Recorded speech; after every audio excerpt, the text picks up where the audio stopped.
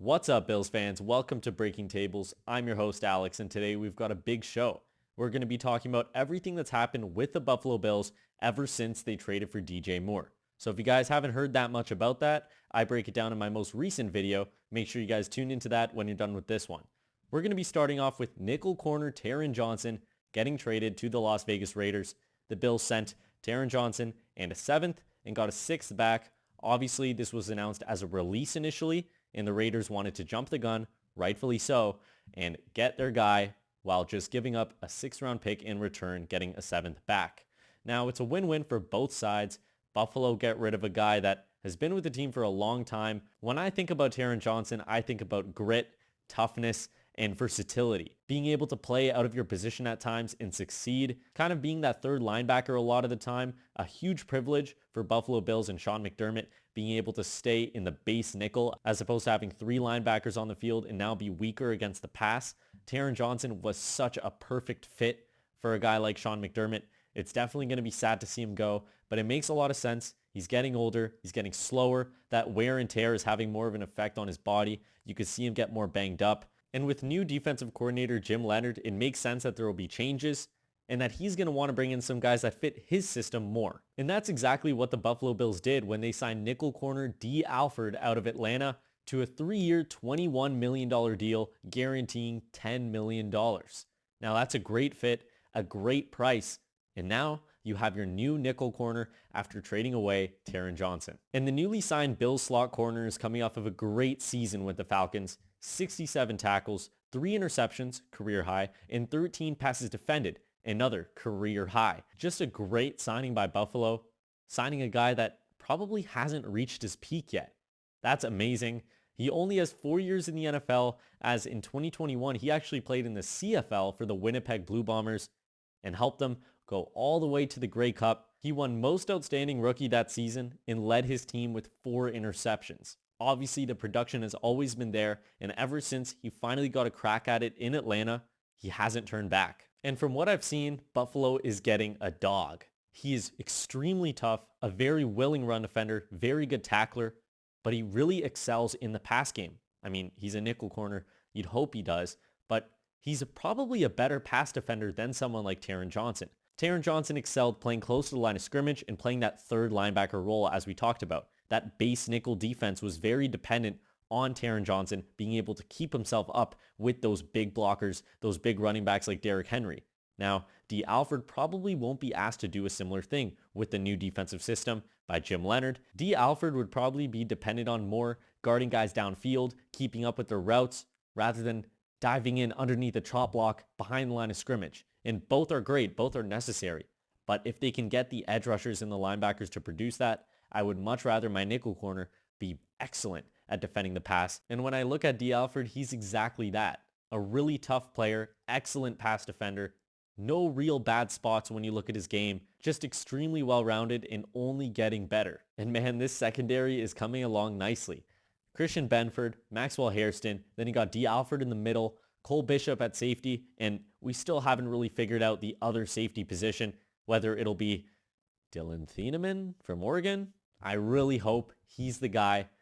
You also have Jordan Hancock, who I think is deserving of a shot.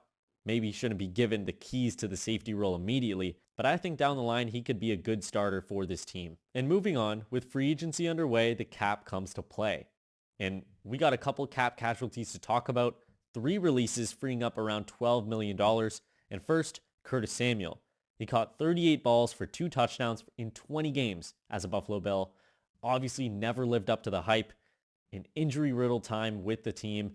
And we kind of expected that coming in. Injury-riddled seasons in Washington and Carolina. But looking at his connection to Joe Brady, we hoped maybe they could get a little more of that. Maybe bring back the old Carolina Curtis Samuel. And instead, we got the worst version. No disrespect. There's a lot of injuries, a lot of stuff off the field that we don't know, we don't see, but he just wasn't productive on the field for the Bills. And it makes a lot of sense that he's gone. And another player that I'm sure you guys also expected to get released, that's safety Taylor Rapp. Now, Rapp's story is a little different than Samuel's. He came into the season as a starter alongside Cole Bishop and then aggravated a knee problem he was dealing with from last season, ending his season around the halfway mark, placed on IR, and Jordan Poyer had to come fill his spot. But in his 26 games played for the Bills, he was pretty solid. 158 tackles and 3 interceptions. Obviously nothing superb, doesn't really match Jordan Poyer and Micah Hyde in Buffalo, but he was a great band-aid to the problem. A luxury addition, they brought him in at a very cheap deal as a backup initially, and then he worked his way up the ranks, getting that starting role. Overall, he was pretty good in his time as a Buffalo Bill, but his time is up, and now they're looking for someone else to fill that hole, and I'm very excited to see who that is. And the last cap casualty I'll talk about briefly, Dane Jackson. Now, he was released. It makes a lot of sense. You have Jim Leonard. Like I was talking about, there are changes going to be made when a new coach takes over. With Sean McDermott out, you see guys like Matt Milano gone, Taron Johnson traded, and Dane Jackson released. Makes a lot of sense. Not really much to talk about. He was solid as a backup for the Bills and was good filling in whenever there was an injury. And moving on to some bigger news that I'm sure put a smile on all of your faces, Connor McGovern is back as a Buffalo Bill, signing a 4-year deal, $52 million and $32 million guaranteed. A great deal for both sides. There was some worry. There was a little bit of concern when we heard from Brandon Beane and McGovern, both respectively, talk about how they don't think a deal can get done. A great deal, $13 million a year, and dare I say, vindicated? I mean, I called it on the dot. This clip is from 2 weeks ago. And I know, the market has completely shattered when it comes to interior offensive linemen. Connor McGovern right now is supposed to have a 16.4 market value according to SpotTrack. I mean, that's fair. I would say 12 to 17. It's a wide range, but really it could go anywhere. I mean, he signed to Buffalo for 7.5 when he came from Dallas. Who's to say he doesn't settle for 12 or 13? Guarantee most of it, and you can get him for a cheaper price. McGovern is about as good as it gets, allowing 0 sacks over the past 2 seasons and only 18 pressures. Bringing him back solidifies the offensive line. Now you got Deion Dawkins, Alec Anderson, Connor McGovern staying at center, Osiris Torrance, and Spencer Brown. The only real change? Alec Anderson taking David Edwards' role. Obviously, Edwards struck home with a huge deal with the Saints. I'm going to get to that in a second. But Alec Anderson looks to be the new left guard for the Bills. I have full confidence, a very good backup, and a very solid starter whenever asked to play in a pinch. All right, now let's talk about David Edwards. Signed by the New Orleans Saints, $61 million over 4 years. A huge signing. $15.25 million a year. That's $2.25 more than Connor McGovern's deal. We got the cheaper guy, and I'm pretty sure that McGovern is better than David Edwards. I think McGovern could have found a similar market if he left Buffalo, but it's really nice to see the guy want to stay with his team.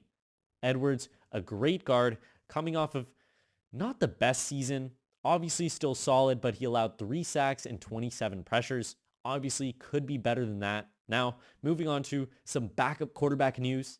Mitch Trubisky, signed by the Tennessee Titans, reuniting with Brian Daboll, spent time with him in Buffalo and the Giants, and now he spends his time being a very good backup behind Cam Ward. And with Money Mitch off the market, the Bills didn't waste any time in search of the new backup, bringing in Kyle Allen, signing him to a 2-year deal worth $4.1 million, worth up to $6.1 million. And most importantly, he's good friends with Josh Allen. That probably matters the most if you're a backup in Buffalo, is how close are you with the quarterback? Josh Allen probably made the call himself. And moving on to something that probably made some of you guys tear up, maybe even cry. I'm not going to admit anything, but Reggie Gilliam signing with the New England Patriots, 3-year deal worth $12 million, $6 million guaranteed. It makes sense why he took it. $4 million a year is great. I don't think Buffalo were in the mix for that. Like I said in the video where we discussed every single offensive free agent, if Gilliam asks for anything more than $3.5 million, $4 million, he's probably not going to stay. His price range was always $2 to $3 million, and he got more than that.